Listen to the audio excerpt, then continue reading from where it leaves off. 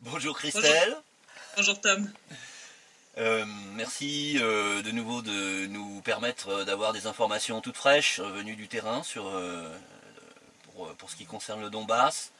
Ouais. Euh, ce CITREP va montrer à quel point on a une organisation européenne qui se fout vraiment de la gueule du monde. Hein, je parle de l'OSCE. On atteint des niveaux d'absurdité et de crétinerie et de perversion qui dépassent l'entendement. Alors bon, Bah, s'il y en avait qui avaient besoin de preuves que l'OSCE ne fait pas du tout son travail de manière impartiale, oui, etc. Enfin, je veux dire, là, je pense qu'on a quand même de très très belles preuves. à moins que ce travail consiste à renseigner la junte de Kiev, hein, et de travailler dans son sens, quoi. Parce que là, autrement, ils sont très loin du Bien. mandat qu'ils sont censés respecter. Hein. C'est clair, net Voilà. et précis. Voilà, je te laisse la parole. Donc, durant la semaine écoulée, l'armée ukrainienne a violé 4348 fois le cessez-le-feu en République populaire de Donetsk, donc un petit peu moins que la semaine précédente, dont 1031 fois avec des armes lourdes interdites par les accords de Minsk, donc je rappelle artillerie, mortier, chars d'assaut et lance-roquettes multiples. On a eu une petite baisse relative par rapport à la semaine dernière qui vient de la visite d'Alexander Hoog, donc le chef adjoint de la mission de l'OSCE, qui est venu en République populaire de Donetsk.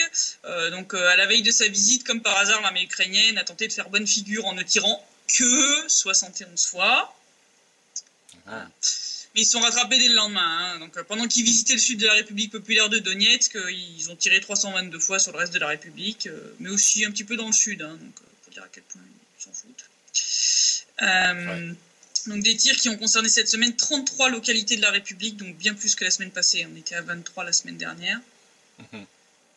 Donc des tirs qui ont principalement touché Ozeryanovka, Zaitsevo, Dolomitnoye, Golmovski, Yassinovataya, Spartak, Yelenovka, Signalnoye, Luganskoye, Dokuchaevsk, Yasnoye, Sakhanka, Kominternovo, Leninskoye, Oktyabr, Железная Balka, Vassilievka, Vesioloye, Staromikhaïlovka, Belayakamenka, Abakumovo, Gorlovka, Mikhailovka, Shirokaya Balka, Krutaya Balka, Zabitchevo, Alexandrovka, Verkhnetoretskoye, Gerzinskoye, la mine Gagarine, Peitovskoye, la zone de l'aéroport et le quartier de Trudovski dans le district de Petrovski à Donetsk. Donc bon, il faut toujours un petit peu les mêmes noms, puis là on en a des nouveaux quand même. Oui, c'est ça. Grosso modo, à part quelques exceptions, c'est toujours les mêmes cibles. Toujours les mêmes cibles. Alors, on s'imagine, hein, c'est des noms, mais il faut s'imaginer que derrière ces noms, c'est des maisons, c'est des familles, c'est des enfants. C'est des gens qui vivent là-bas, voilà. Ce sont des gens qui vivent là-bas. Des tirs d'ailleurs qui ont fait 6 morts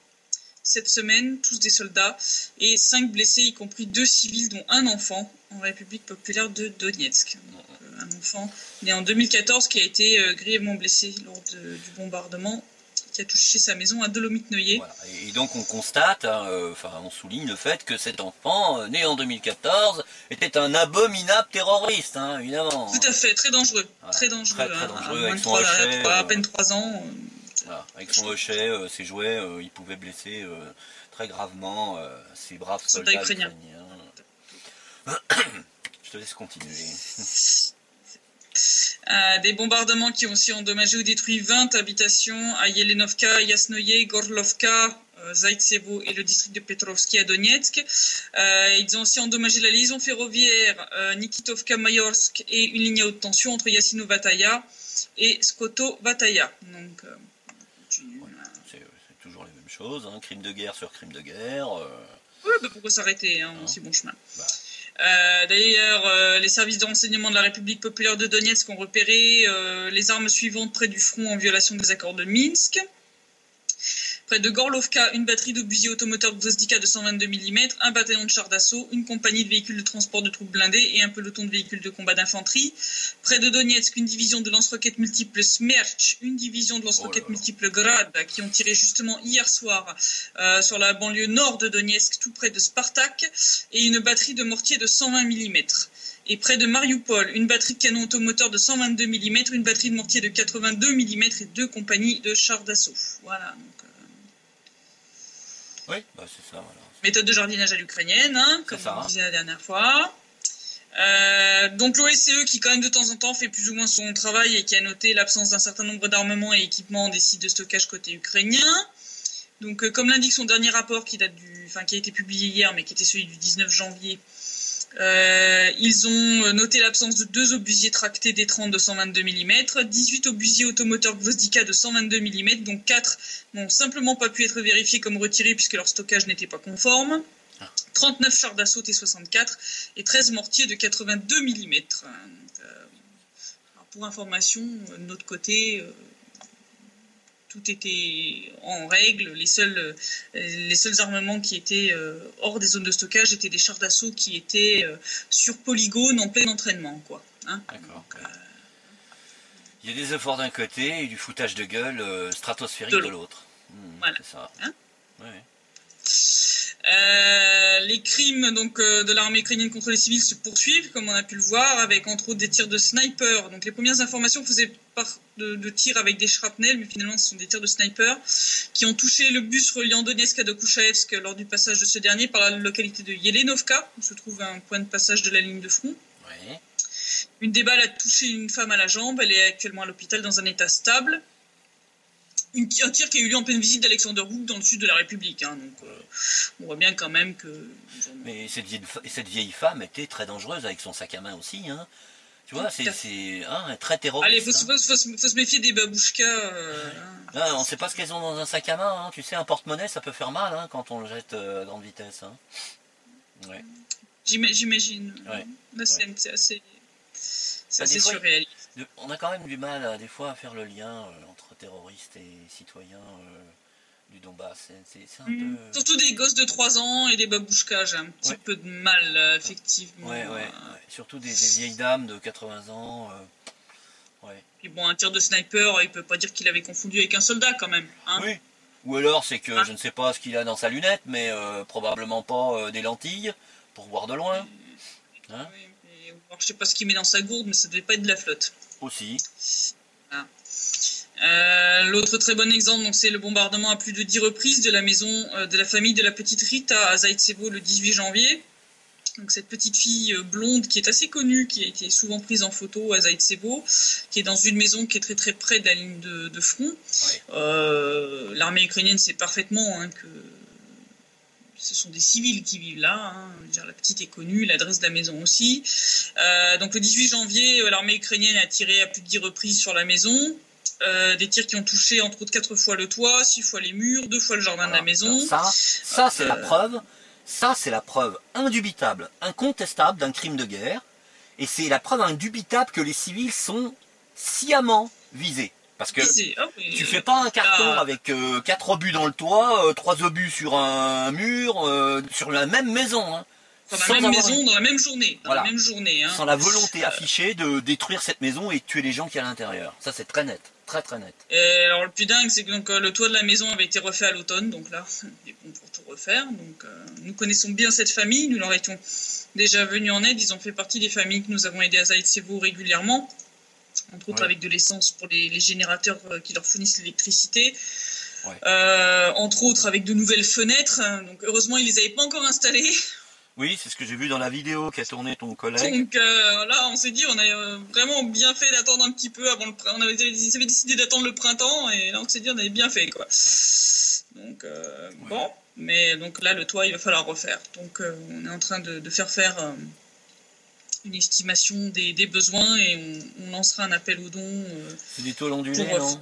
C'est des tôles ondulées, ouais. En ciment, je crois. Ça se faisait beaucoup à une époque ici en France. Hein, Ça, donc bon, il va falloir en remplacer un petit paquet, donc on va voir pour combien il y en a, mais donc on reviendra certainement avec un appel aux dons pour les donateurs francophones afin de venir en aide à cette famille, parce que bon, on a passé le reste de l'hiver avec le toit troué à plusieurs endroits. Alors, il y a quand même une petite gamine qui vit dedans, on peut pas les laisser comme ça. Quoi. Voilà. Alors il faut quand même noter, parce que c'est très important, il y en a qui se disent mais pourquoi est-ce qu'ils restent, on les bombarde, etc. Ils n'ont nulle part ailleurs où aller. C'est simple. On est en plein hiver, il n'y a pas d'autre endroit pour aller. Il y a sans arrêt toutes les semaines, et tu le fais très bien de le rappeler dans tes sites rep, sans arrêt il y a des maisons détruites. C'est-à-dire que la capacité d'accueil dans la République diminue, puisque les UCROP continuent de bombarder les zones civiles en détruisant des maisons qui sont absolument indispensables pour se protéger du froid et pour avoir un minimum de confort, alors, le strict oui, minimum. Si la République refait construire des maisons ou des appartements, etc., tout cela prend du temps, bien entendu, et la vitesse de destruction des habitations est supérieure au taux de reconstruction, et en l'état actuel, suite aux accords de Minsk, la République populaire de Donetsk est de nouveau à peu près à un niveau de population de 95% de celui d'avant-guerre, donc il y a très très peu, et puis il faut aussi comprendre que dans la mentalité des gens d'ici, pour beaucoup de gens, ils sont chez eux. Ils sont chez eux et il est hors de question pour eux de partir. Leur maison est très souvent leur seule propriété. Voilà, pour eux, c'est hors de question. Même s'ils se font bombarder, même si c'est dangereux, c'est chez eux et pour beaucoup d'entre eux, il est hors de question de partir. Même s'ils ont d'autres possibilités. Hein. On avait croisé une famille à Golmovski à qui on avait apporté de l'aide humanitaire aussi, et le frère du mari de cette famille habite en Argentine et a proposé à son frère de venir le rejoindre, et il a dit non, ici on est chez nous, on est chez nous, c'est vrai que c'est dangereux, c'est vrai que c'est pas simple, mais au moins ici on est libre et on est chez nous, et non, je partirai pas pour l'Argentine même si c'est plus sûr. C'est aussi une différence de mentalité que beaucoup de gens ont du mal à comprendre en Europe, donc c'est pour ça que j'explique un petit peu. Mais bon, donc on peut voir que l'armée ukrainienne, au niveau sadisme et tentative de briser psychologiquement la population, ils en tiennent quand même une bonne couche. Hein. C'est très net, très clair. C'est indiscutable maintenant. Je crois que maintenant... Là, c'est niveau preuve. Oui. Voilà.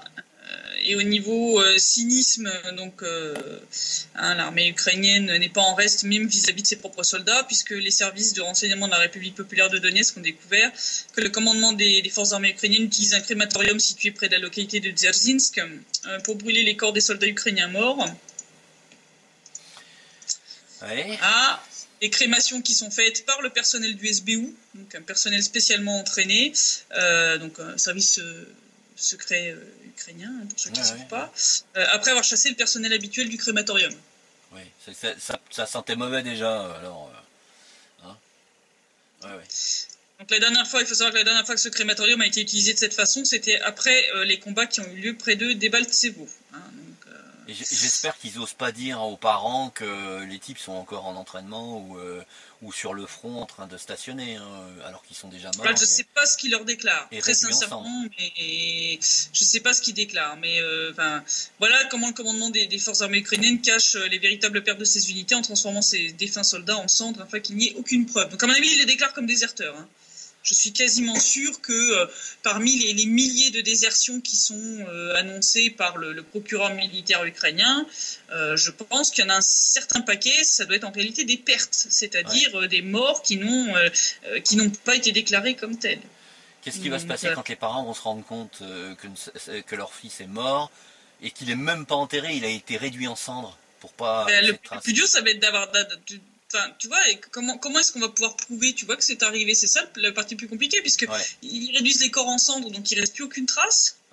C'est immonde, c'est vraiment ignoble. J'ai pas de mots, c'est absolument immonde pour toutes ces familles qui vivront pour le reste de leurs jours sans savoir réellement, de manière sûre, ce qui est arrivé à leur fils. À leur mari, à leur frère, c'est une honte totale. Et ces systèmes de crématorium, il faut savoir qu'à l'époque de la grande bataille de Debaltsevo, du chaudron de Debaltsevo, des crématoriums mobiles ont fonctionné non-stop pendant des jours et des jours et des jours pour brûler les corps d'un certain nombre, entre autres, de mercenaires étrangers, etc., qui étaient morts là-bas, pour faire disparaître les preuves. Voilà, moi j'étais en contact à l'époque avec un soldat de l'armée d'ici qui me disait d'unité de reconnaissance qui avait vu tourner ces crématoriums à plein régime pour faire disparaître les traces. Donc le bilan de cette guerre sera à revoir bien à la hausse. Les chiffres que donne l'ONU sont très très en dessous de la réalité. C'est la méthode nazie, hein. On fait disparaître les corps pour, voilà, détruire c'est les exactement pommes. Ouais. la même chose. Et donc, résultat, en attendant, pour pouvoir continuer les combats, l'armée ukrainienne a toujours recours aux mercenaires, entre autres étrangers. Hein. Bah oui, donc, les services de renseignement de la République populaire de Lugansk ont indiqué qu'au moins 300 mercenaires étrangers combattent actuellement du côté de l'armée ukrainienne dans le Donbass. Je rappelle, ceci est totalement contraire aux accords de Minsk qui prévoient normalement que toutes les troupes de mercenaires étrangers, etc., sont censées être retirées du Donbass. Hein. Oh bah ça piétine. Elle n'a pas respecté. Hein. Bah tiens donc, pourquoi pas. Hein. De toute façon, ils font que ça depuis le début, alors pourquoi ils continueraient pas hein. Voilà. Une situation qui risque d'ailleurs de dégénérer suite au vote par la Rada ukrainienne d'une loi autorisant les troupes étrangères, surtout américaines, à venir mener des exercices militaires en Ukraine cette année. Donc il faut savoir que la législation ukrainienne empêche normalement les troupes étrangères à opérer en Ukraine. Ça doit être validé par des lois d'exception comme celle-ci. Cette loi autoriserait 3000 soldats, 6 avions et hélicoptères de combat, sans compter les armes et l'équipement, à mettre le pied en Ukraine pour participer au programme Partenariat pour la paix. Prière de ne pas rire. Non mais franchement, un partenariat pour la paix, je ne ferai aucun commentaire, je vais devenir vulgaire. Oui, bah c'est comme Obama avec son Nobel de la paix, qui a jamais été aussi criminel, probablement, peut-être pas comme Bush, tous les présidents des dernières quoi. Décennies, ouais, voilà. Donc une telle présence étrangère alors que le pays est en pleine guerre civile pourrait bien sûr mettre le feu aux poudres et étendre le conflit. Une présence américaine qui serait aussi complétée par la première visite depuis 10 ans d'un destroyer britannique dans le port d'Odessa. Très certainement sévèrement surveillé par les systèmes de radar du port de Sébastopol, hein, quand même. Hein. Ça, ils vont les tenir à l'œil. Ouais. Ça, ils vont tenir à l'œil. Si on regarde tout ce qui est donc situation politique, accord de Minsk, mais alors là, ça va être plus spécifiquement OSCE, puisqu'ils sont quand même censés aider à faire respecter ces satanés accords. Donc, comme on l'a expliqué, M. Alexander Vuk est actuellement en visite dans le sud de la République populaire de Donetsk pour constater entre autres des dégâts engendrés par les tirs ukrainiens sur cette zone, comme ceux qui avaient frappé l'école de Sakhanka, par exemple. Visite à la suite de laquelle, pour toute façon, on ne s'attend pas à des déclarations fracassantes ou des rapports extraordinaires de la part de l'OSCE sur les crimes de guerre pourtant évidents de l'armée ukrainienne, parce que bon, puis quand l'école de Sakhanka est une cible militaire, je ne sais pas. Donc malgré les tirs qui se sont fait entendre pendant la visite du chef adjoint de la mission de l'OSCE, à part assister sur l'instabilité et l'escalade récente de la situation sur le front et envisager d'installer plus de caméras de vidéosurveillance le long de lignes de contact, le moins qu'on puisse dire, c'est que M. Vuk n'a pas brillé par le courage de ses déclarations qui sont restées lénifiantes. Oui. La meilleure a été quand même sa proposition de discuter avec Alexandre Zakharchenko du déminage de la route située entre Kominternovo et Mariupol. Ah oui. Alors, je vais faire un petit. Oui, parce que là, c'est ça. On atteint des sommets de cynisme. Ouais. Donc, soit que M. est amnésique, soit il a la mémoire très sélective. Ou alors il est extrêmement cynique, parce que faut quand même pas oublier que l'an passé, 8 des mineurs de la République populaire de Donetsk ont été capturés et torturés, et 2 autres tués après un bombardement de l'armée ukrainienne, justement alors qu'ils déminaient une zone prioritaire définie par l'OSCE, sous couvert d'un accord de cessez-le-feu que l'OSCE a renié juste après l'incident. Un déminage justement qui a eu lieu dans le sud de la République populaire de Donetsk, en face de Chirokino. Donc chacun et chacune appréciera l'impudence de cette organisation de venir réclamer aux soldats de la République populaire de Donetsk de prendre le risque de se faire tuer ou capturer et torturer pour satisfaire les desiderata d'une organisation qui n'assume aucun de ses engagements ni ne fait son travail correctement. D'ailleurs, Denis Pouchine a clairement indiqué aujourd'hui que de nouveaux accords concernant la sécurité devraient être signés avant d'envisager ce déminage. En clair, les gars, si vous voulez qu'on s'y colle, assumez vos va falloir assumer, c'est-à-dire vous allez devoir prendre des accords contraignants qui vous désignent comme responsable si jamais ça merde, et puis là vous ne pourrez pas vous défausser en disant non, il n'y avait pas d'accord, il n'y avait pas ci, il n'y avait pas mis. Là, voilà. Ça sera terminé de se cacher derrière ces excuses bidons qui nous ont sortis l'an passé. Donc là, la leçon a été retenue par les autorités. Et là, ils ont dit non, en l'état, ce n'est pas faisable. Donc, si vous voulez, il va falloir signer des accords supplémentaires. Donc, laisser des traces écrites. Oui. L'OSCE, qui s'est d'ailleurs illustré encore après l'incident de Dolomite-Noyer, donc où cet enfant a été grièvement blessé, en refusant de venir sur place pour constater les faits. Oh bah. Hein, donc Édouard Bassourine, le commandant en second de l'armée de la République populaire de Donetsk, a indiqué: nous avons informé la mission de l'OSCE de l'incident afin qu'ils viennent et enregistrent sur place le fait que l'Ukraine utilise des armes interdites. La mission de l'OSCE a répondu qu'ils ne pouvaient pas venir pour des raisons de sécurité. Ouais. Véridique. Ouais. Non mais là, donc là, ça a un petit peu énervé Édouard Bassourine. Qui leur a demandé en fait si les gens pouvaient vivre en fait à Dolomites-Neuilly ou pas, parce qu'au vu des problèmes de sécurité, Bah oui. il leur a demandé: est-ce que vous pensez qu'ils ne devraient pas prendre de risques, vous ne devriez pas prendre de risques en venant ici, mais est-ce que les gens ils pourraient vivre sur place? Il a un petit peu souligné l'incohérence, tu vois, des propos de l'OSCE. Ouais. Je pense que voilà, cette petite question, somme toute logique, toute personne censée se les poser. Oui, c'est pitoyable. Et dire qu'on paye très cher ces gens pour ne même pas faire leur travail de base. Alors qu'eux, ils ont des véhicules blindés, ils ont les gilets pare-balles, ils ont les casques. Voilà, donc si eux ne peuvent pas venir pour des raisons de sécurité, la moindre des choses, ça serait qu'au moins ils dénoncent ouvertement ce fait, en désignant clairement Oui. l'Ukraine comme responsable de la situation pour faire cesser cette situation.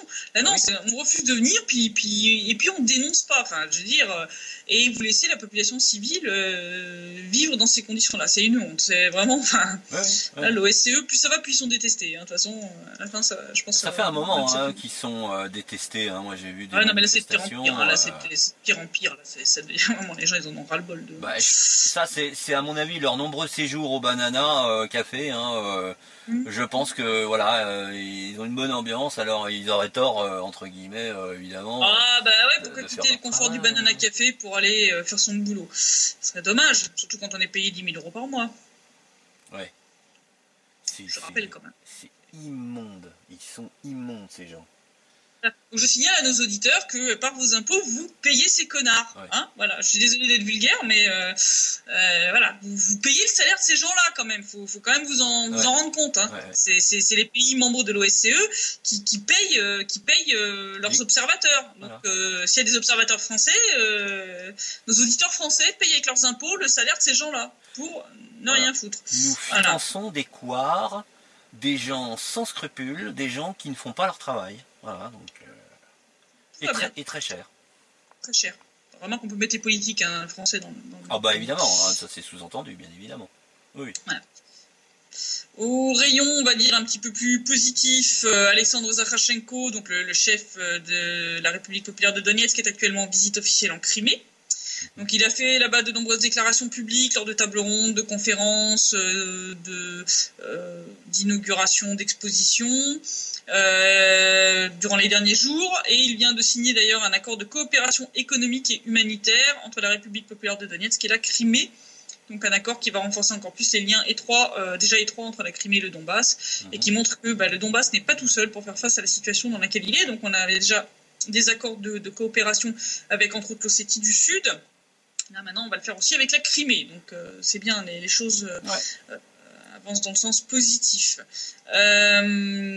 Économie, on va parler de l'économie ukrainienne. Oh bah là. Puisque la Suisse, malgré sa soi-disant neutralité, semble décider à s'impliquer dans le sauvetage sans fin de l'Ukraine, puisque lors du forum de Davos, il a été annoncé que la Suisse va octroyer ces prochaines semaines une première tranche de crédit de plus de 100 millions de dollars à la Banque nationale ukrainienne. Donc une tranche qui fait partie d'un crédit bilatéral accordé par Berne à Kiev dans le cadre d'un programme d'aide monétaire. Ce plan de soutien est coordonné par le FMI. Tiens donc. Le virement s'effectuera via la Banque nationale suisse, a précisé vendredi Doris Letard lors d'un point presse en marge du forum de Davos. La conseillère fédérale a rencontré Petro Poroshenko et lui a assuré qu'il recevrait cette aide financière. En clair, Poroshenko est allé mendier à Davos et a obtenu quelques fonds pour continuer la guéguerre dans le Donbass. Donc il faut croire que les Suisses ont de l'argent à perdre dans le puissant fond qu'est l'Ukraine. Je ne parle même pas du côté complicité dans une guerre civile. Là-dessus, la Suisse aurait mieux fait de s'abstenir. Oui. Voilà. Parce donc que j'encourage nos auditeurs suisses à questionner leurs hommes politiques sur l'usage qui est fait de l'argent de leurs impôts. Voilà. Donc vous allez financer les obus qui nous tombent sur la gueule. Je pense que c'est quand même intéressant pour vous de le savoir.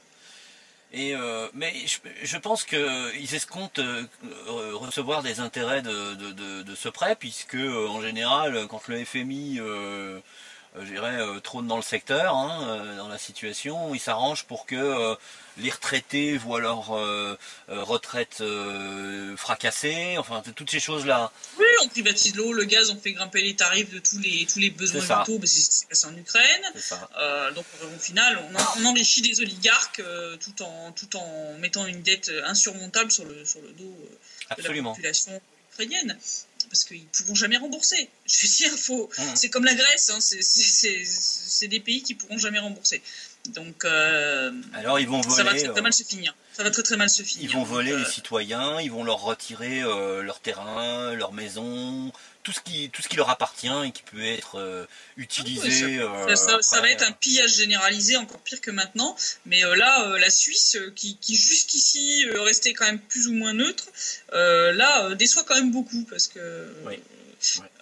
Elle prend en fait le relais de l'Union européenne qui avait refusé finalement d'accorder les fameux 600 millions en complément des 1 milliard du FMI.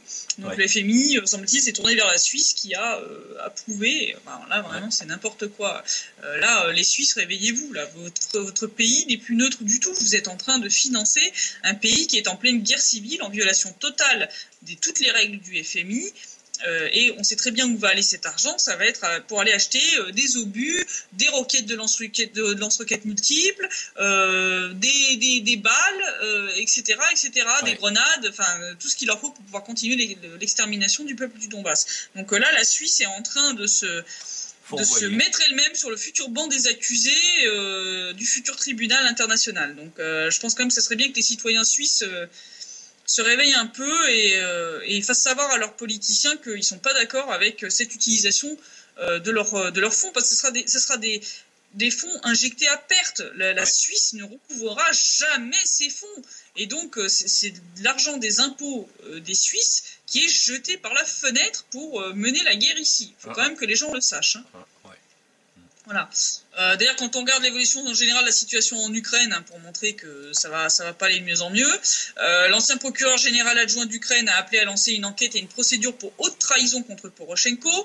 Renat Kuzmin a ainsi appelé le chef du SBU à ouvrir une enquête pour haute trahison contre le président ukrainien, après une déclaration ad hoc sur sa page Facebook, où il dit « Afin de défendre les intérêts du peuple ukrainien, je vous prie de lancer une enquête criminelle pour haute trahison commise par Piotr Poroshenko, son entourage le plus proche, ainsi que par les top managers de Rochen. » Il a expliqué que Poroshenko commet systématiquement des actes portant préjudice à l'Ukraine. Notamment, toujours selon l'ancien procureur général adjoint, le président ukrainien avait organisé le travail de sa fabrique de chocolat dans la ville russe de Lipetsk pour écouler sa production en Crimée. Donc, pour qui plus ça va, plus il a de casserole aux fesses. Cupidité n'a pas d'œil, hein. Et au vu des dernières nouvelles des Pays-Bas, ça va pas s'arranger du côté de l'accord d'association entre l'Ukraine et l'UE. Donc on rappelle qu'il y a eu un espèce de passage au forceps de cet accord auprès du Parlement européen. Après des petites adjonctions, des amendements, etc. Mais des intellectuels néerlandais hostiles à l'accord n'ont pas hésité à porter plainte contre leur gouvernement. Le motif, c'est qu'en fait, le gouvernement néerlandais est accusé d'avoir négligé les résultats du fameux référendum, lors duquel les habitants ont voté contre le rapprochement avec Kiev.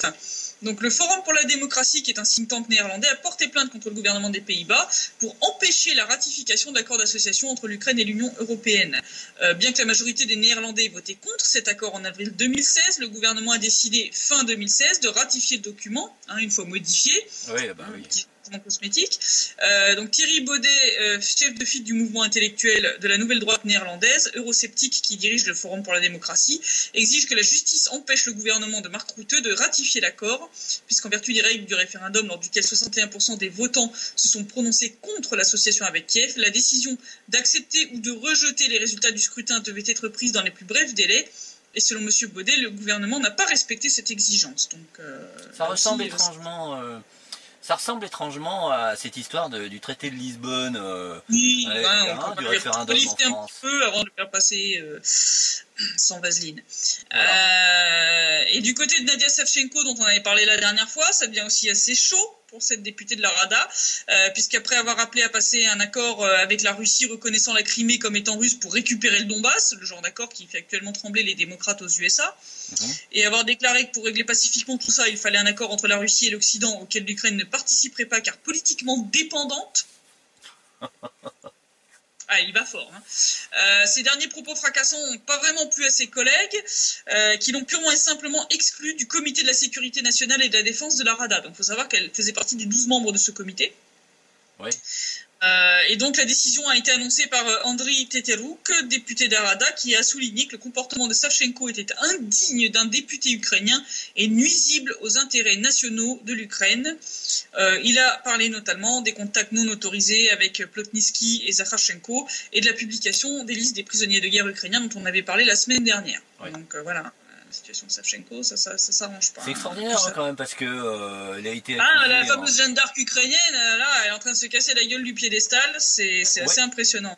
Et je pense qu'elle a dû se rendre compte que son idée d'Ukraine nationale, intègre, etc., de l'époque où juste avant qu'elle finisse en prison, je crois que vraiment là elle a dû se rendre compte vraiment que c'était fourvoyé, parce que je comprends pas autrement un tel revirement, quoi. C'est parce que c'est magistral. C'est vrai que c'est étrange. Donc, comme je disais, ça pose beaucoup de questions, son comportement. Ouais. Pendant ce temps-là, à Kiev, alors on en a deux. On en a un à Kiev et un à Davos.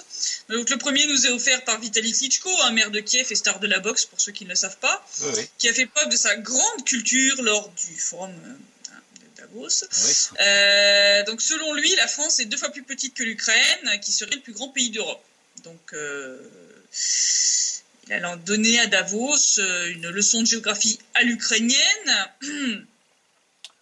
Donc, je viens d'Ukraine, un pays qui fait 2 fois la taille de la France. L'Ukraine est le plus grand pays d'Europe, a déclaré le maire de la capitale ukrainienne.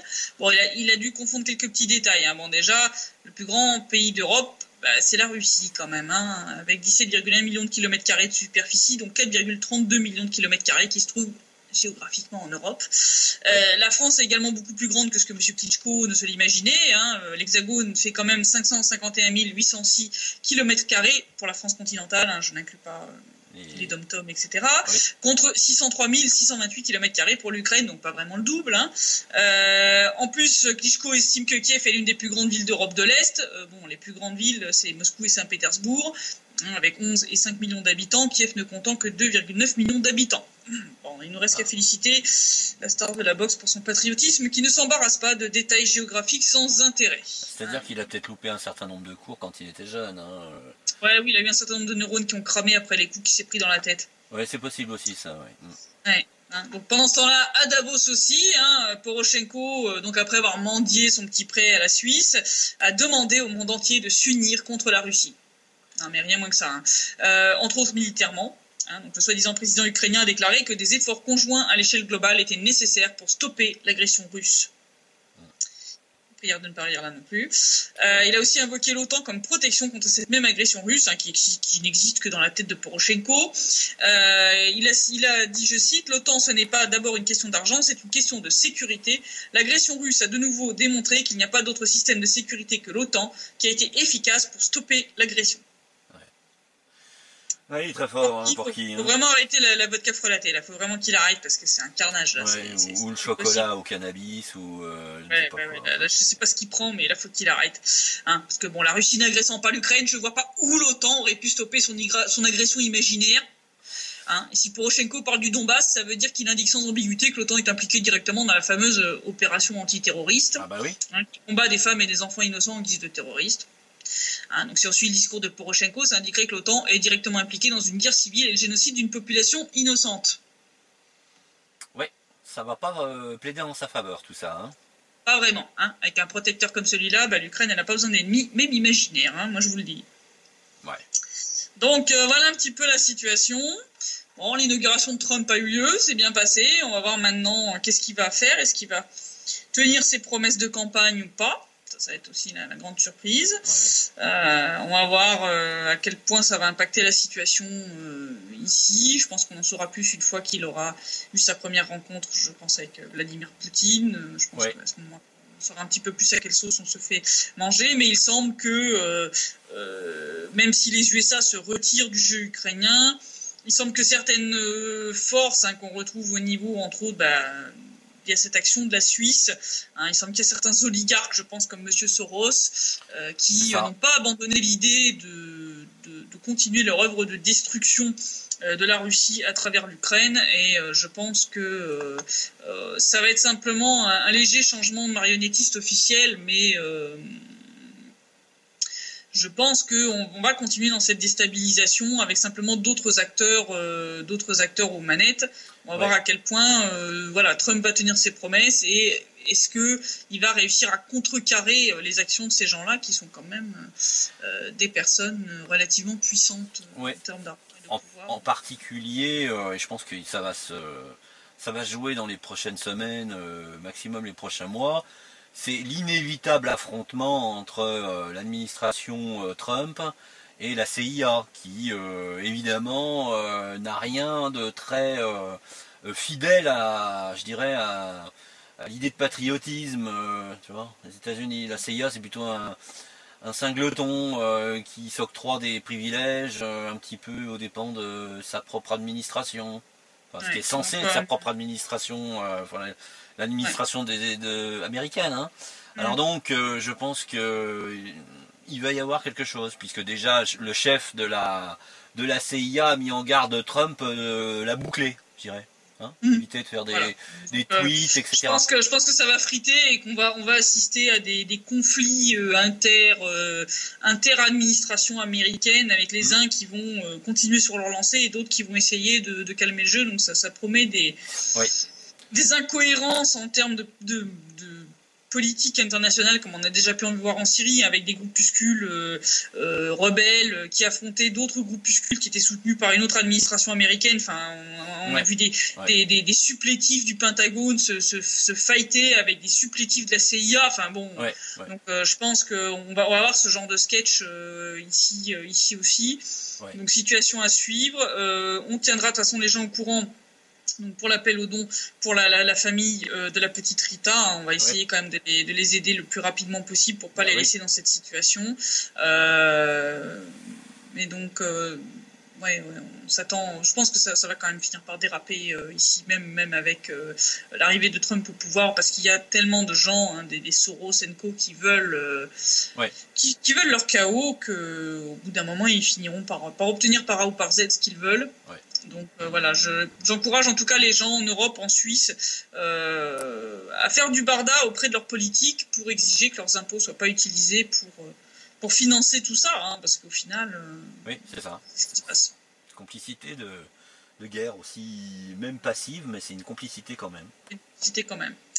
Voilà. Donc je te dis à la semaine prochaine pour un prochain Citrep, et puis on va voir comment les choses tournent. Merci Christelle, encore une fois, de ce rapport très important à connaître sur la situation dans le Donbass. Je te souhaite une bonne semaine, une bonne soirée, et puis à bientôt. Voilà. À bientôt Tom. Merci, Ciao. Au revoir.